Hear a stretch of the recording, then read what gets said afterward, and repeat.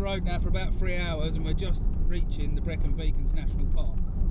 So I'm here with the other two boys. We're in the camper. Driver. So we should have a very good weekend. Stay with us, we'll bring you back here in a minute. Here. And then we're here. Wow. That's some video laps. Look at that. Try that. That's awesome. Beautiful. This is the thing with Wales, absolutely breathtaking. See why so many people visit it. We just bumped up on the side of the road to have a look around. We're in the VW camper as said, and there's the mountain.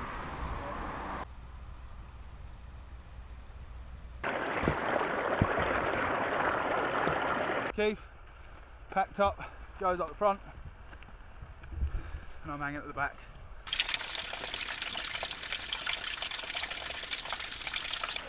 We're up to there, Carl. Grabbing some water from the top, not the top of the mountain, but On the natural spring coming down. Give us a little taste test. How was it? Lovely. nice. Beautiful stream running. See, snow's really coming down now.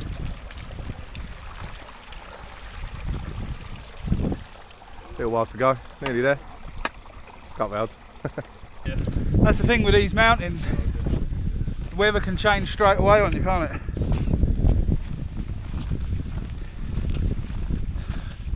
But we're doing it in the harsh of the winter. Got a lot of snow. Well, probably not a lot by this account, but it's enough for us being down in the south.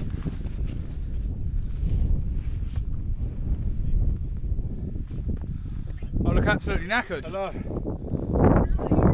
Couldn't believe it. Hammered it down the snow. Look.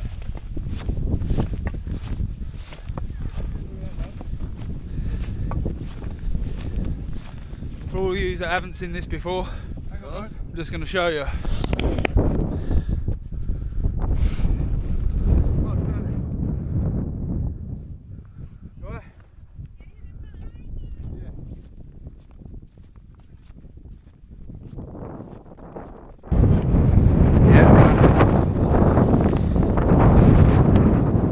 Reached the top of the penny fan, it's freezing. Absolutely snowing it down. Just going to show you the stone we made it to the top. So we're now on the descent down. How did you find it, lads? Pretty good. Good fun. Joe? Good, mate. It's challenging. Yeah, it's good. Especially in the snow. Bit Might be different twice to bit different to Kent, I'll tell you that.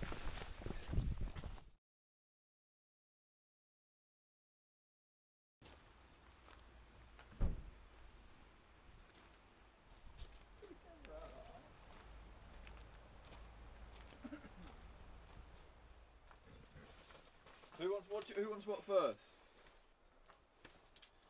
Again everyone, we're back in the camper now. We have just got down from the penny fan, we're all camped up. If you haven't seen around this lovely camper, I will show you around it in a bit. So we're back in here with Keith. Everyone knows Keith, he's just been up the fan with me. You would have seen him in Autumn Bushcraft, and this is Joe. Hello. I did give you a bit of a mention on the side of the mountain and near the lake, but yeah, you get to know these two very well over this weekend trip. Stay with us, you're going to see everything that we get. So this is the other end, me facing. There are seats that are reversed. They go back quite a way. We've got a little sink that's run on a little 12-volt pump. Got some dishes up there that have been done. Got a little hob, 2 gas burner hob, plenty of power points, loads of lighting, tinted windows just as an extra. TV bracket, the TV's stowed away underneath the double bed. That pulls out to be a double bed. There is a double bed on hydraulics that is up here. Folds down to a massive double. However, Joseph is sleeping up there tonight.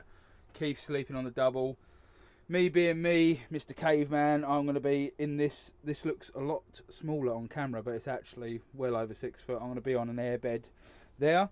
We've blacked out the front windows with the surrounding material that goes around the front windows. We've got a large window here, netting mesh there, and a zipped up netting mesh there. Plenty of storage. There's a little wardrobe. which is quite neat. Loads of stowed away storage underneath there. Microwave, little fridge. We've got a couple of beers on the go now. We're not going mad because obviously we're mountain climbing and that tomorrow as well. We're going to look at the waterfalls. Little custom made table. Shimmy round here. Little custom made table. It has got the van we're in at the moment, which Keith and his children have called it Dusty, which I think is really cool. Look for him on his YouTube channel, brand new, Dusty's Adventures. He'll be taking her out to all sorts of places, doing wild camps. When I say wild camps, I mean like wild camps in the camper van world. It's stealth camps in car parks, random woodland, places on top of lookout points. I think you all know the score with that anyway. But no, just quickly give you a run round in here because this is as new to me as it is to the channel. I mean, I've not had a camper van on here before.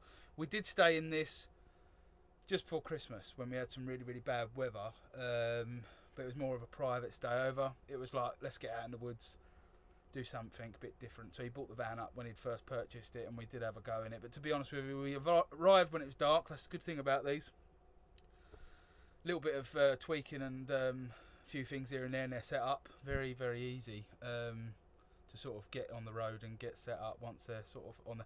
They are quite pricey by all accounts, but I've seen some good second-hand ones. I think they sort of hold their money because this one is VW. You can get Ford, you can get all sorts of vehicles that are converted into campers as well. So the one thing and the one lesson from this is if you've got a dream of owning something like this, or you want to build it yourself, don't give up on that dream. That is all what it's all about. Getting out there, climbing the mountains, doing the walks, staying in the woods. That's why everyone's watching this channel, I should imagine. But yeah, just thought I'd give you a run round it. Nice bit of kit this, very nice.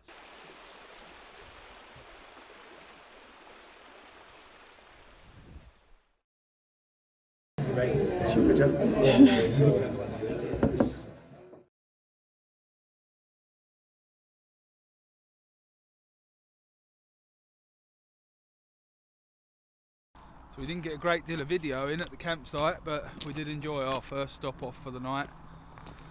And tonight we've come back to round the beacons on the Penny Fan. We have been staying in the national park, so not to say we come back to the beacons, but we're back at the bottom of the Penny Fan, just in some forest area.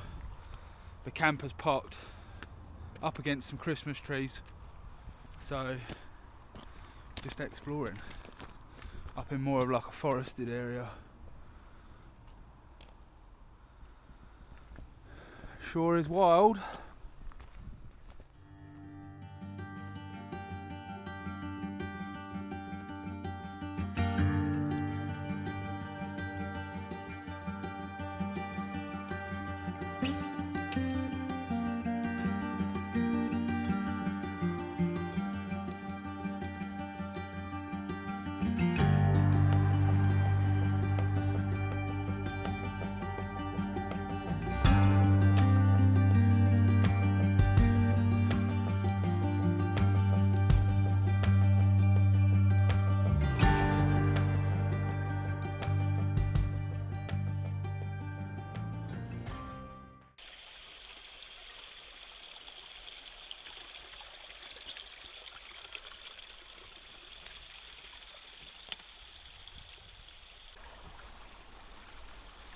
Definitely got to pick your spot wisely when you're camping in these sorts of woods. I mean, just goes to show you.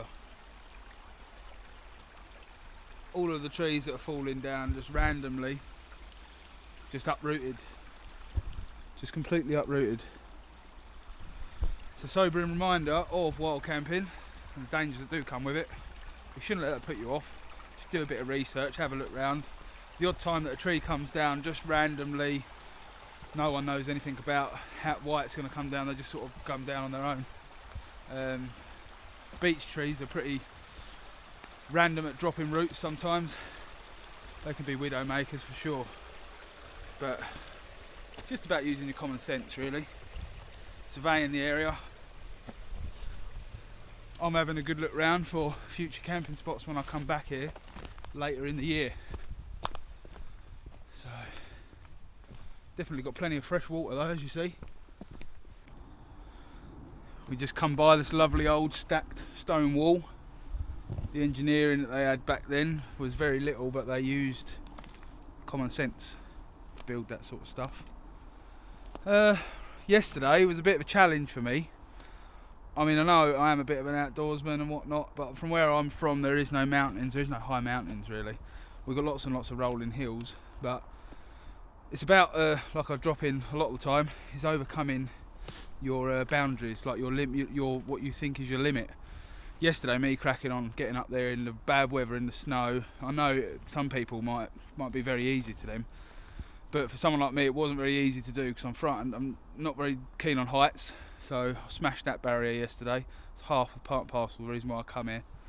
And it's just a bit of a message to everyone that's watching really. You know, I talk a lot about mental health and mental well-being and also limitations. It all comes as part of one. Never let yourself get stopped by barriers that you cause yourself. Limiting yourself, making yourself barriers that you have to jump. The hurdles that you have in front of you, you just got to go out and attack them and smash them. So if it might be you're afraid of water, you've got to go and get in the water just to overcome that fear. If you're afraid of heights, you've got to go and climb a mountain. And if you apply that to most of your life's things, whether that's work, studying or training for a different job, if you apply that aspect to it, I can guarantee you'll make it through it. So here we go, we've managed to pop down here and have a little look of the drain off of the mountain. This is the main drain off, I should imagine, from this side of the mountain anyway. Flowing quite fast, really picturesque, lovely. We have a little walk up this tunnel.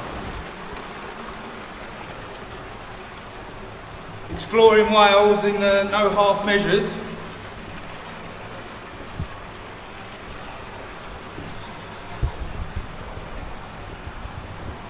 What is it, Joe? There's rocks rolling come down the mountain, Oh yeah. rolling it. Wow. Yeah, we should have brought a head torch. Come on then, let's have a look up here then. Let's go back out where we were. It's not a great deal to show you up there really, just more boulders and more water. This tunnel is probably the least amount of water coming out of it. Look at that.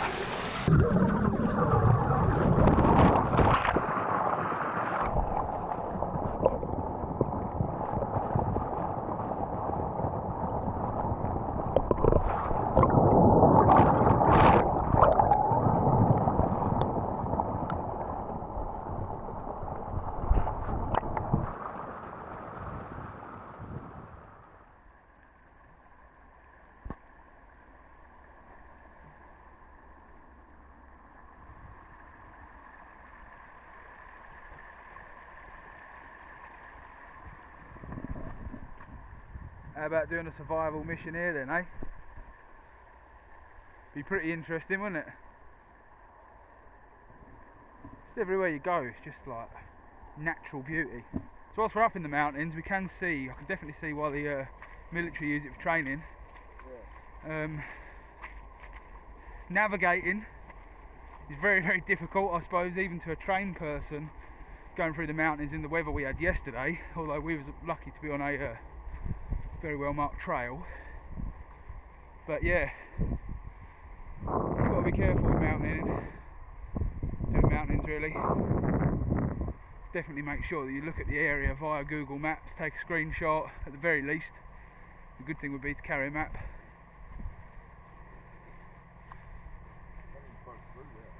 Yeah. I think what we're going to do is going to head down the crossing there in the stream. I'm going to go down there and have a look, come back up the other side and then get round and back up through that water duct. Hang on. Right everybody, I just want to show you this. There's no way I've staged this. We're in the Beacons, as you all know. This sheep I'm about to show you has been run down, killed, partially eaten.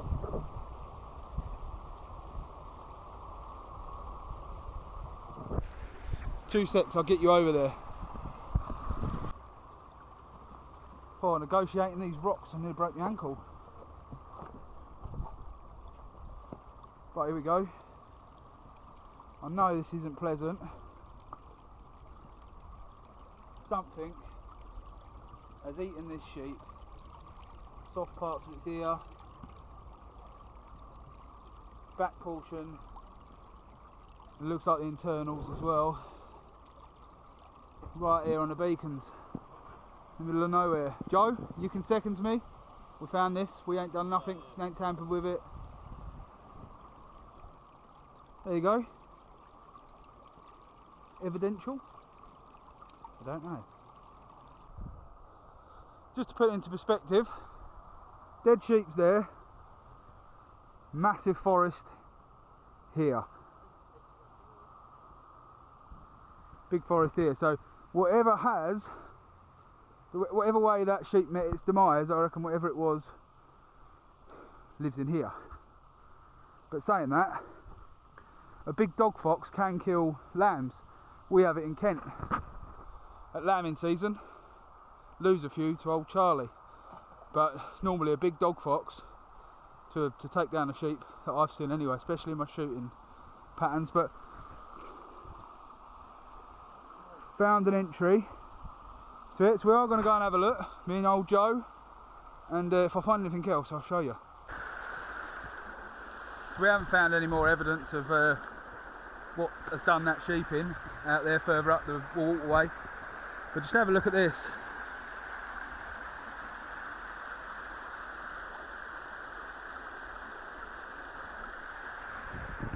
Really, really nice. It's not every day we see this sort of stuff in Kent, although it's rural and it is very, very nice in Kent. We ain't as lucky to have this on this scale, if you know what I mean. So it's like a bushcrafter's dream in here.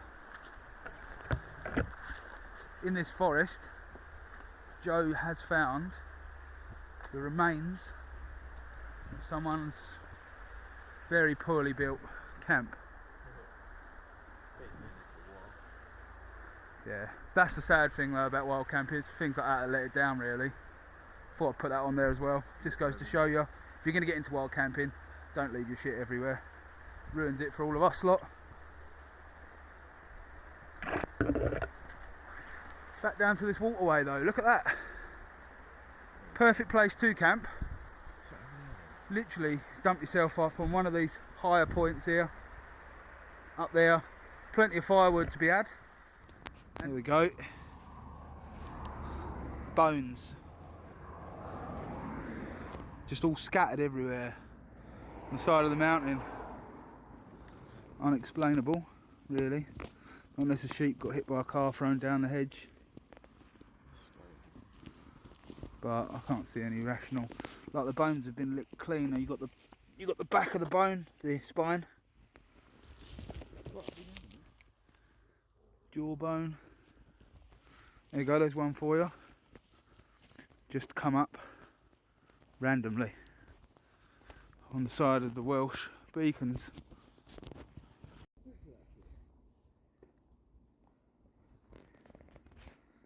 Yeah, it's a bit of scat. I don't recognise it. So, what a great unforgettable adventure we had in Wales. I don't feel like we had enough time spent there, but then again we did have fun nevertheless. We are going to go back there in a few months' time to do some wild camping in that same particular area. Just wanted to take this next part of the video to go through a few things with you that went on off camera. Later that night we did proceed to show a local farmer the pictures that we'd taken of that sheep that we found deceased by the waterway. We then went on to show him the small parts of video that we found of the skeletal remains of the other sheep, and also the possible cat scat. It was when we mentioned the cat scat it puzzled us. It didn't faze him. He didn't seem to be anyway concerned that we was mentioning it could possibly be a large cat. In fact, he more or less agreed with us. He then went on to say that sheep come up this way all the time. They either come up completely missing or they come up in the same way that this sheep met its demise, sort of like almost ripped open. He went on to explain that he's never actually particularly seen a large cat prowling the area, But he did say he's got a friend that's in Snowdonia who has sheep go missing all the time, and he's completely confident that there's 2 pumas, which would be 2 large brown cats that are lurking around in the area, seen all times of the year. Whether or not he was just pulling our leg because we weren't exactly local, we will never find out, but we can only go off what we've been given. And given the fact that the bloke seemed fairly level-headed, and, you know, he didn't really want to speak to us as much as we'd like him to, but he still spoke to us nonetheless. Although we only done a big cat video not so long ago, this is quite coincidental that this has come up on the Wales trip. Just more clues and things to add to the already spiralling mystery that we've already concocted.